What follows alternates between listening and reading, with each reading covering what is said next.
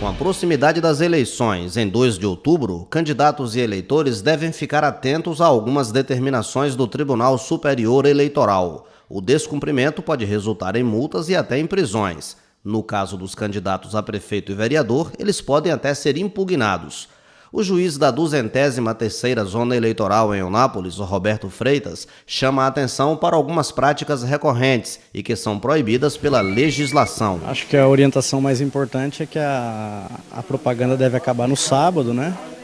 Dia 2, e no dia da eleição vai ser proibido qualquer tipo de propaganda. Além disso, no dia das eleições vai haver lei seca, né? De modo que vai ser proibida a venda de bebida alcoólica e o consumo em público de bebida alcoólica.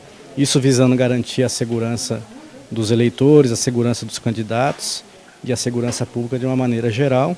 Além de que nós vamos coibir qualquer tipo de boca de urna, né? Tentar, na medida do possível, respeitar o eleitor nesse dia, no dia das eleições, deixar que o eleitor, nesse dia, decida de maneira livre e consciente o voto que ele queira dar, né? Os candidatos tiveram 45 dias para fazer sua propaganda e devem deixar que no dia da eleição o eleitor em paz decida aquilo que ele quer para a comunidade em que ele vive. O eleitor eunapolitano também deve ficar atento a algumas mudanças na numeração de sessões eleitorais, mas o juiz garante que as alterações surgidas com a criação da Zona 203 não vão trazer qualquer dificuldade para quem deseja votar em prefeito e vereador no domingo de eleições. Aqui em Eunápolis a gente tinha uma zona eleitoral só, que era a Zona 188. Ela abrangia Eunápolis, Itapebi e Itagimirim. Esse ano passado, o TRE criou uma segunda zona em Eunápolis, que é a Zona 203. Então nós temos hoje 2 zonas eleitorais, a 203 e a 188. A Zona 203 abrange só o município de Eunápolis e a Zona 188 abrange Itagimirim e Itapebi e um pequeno pedaço de Eunápolis. Em razão dessa mudança, algumas pessoas vão ter alterado o local, não o local de votação, mas o número da sala de aula. Mas nós vamos divulgar isso de uma maneira bem ampla. Por exemplo, um determinado eleitor vota no colégio IASC na seção 45. Em razão dessa mudança, a seção dele vai passar para ser a número 98.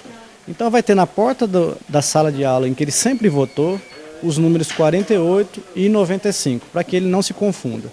Então, assim, apesar de ter havido uma mudança na numeração das zonas, uma mudança na numeração das salas de aula, das sessões de votação, na verdade o local em que a pessoa vota e a sala de aula em que ela vota dentro da escola vai ser o mesmo, ela não precisa se preocupar com isso.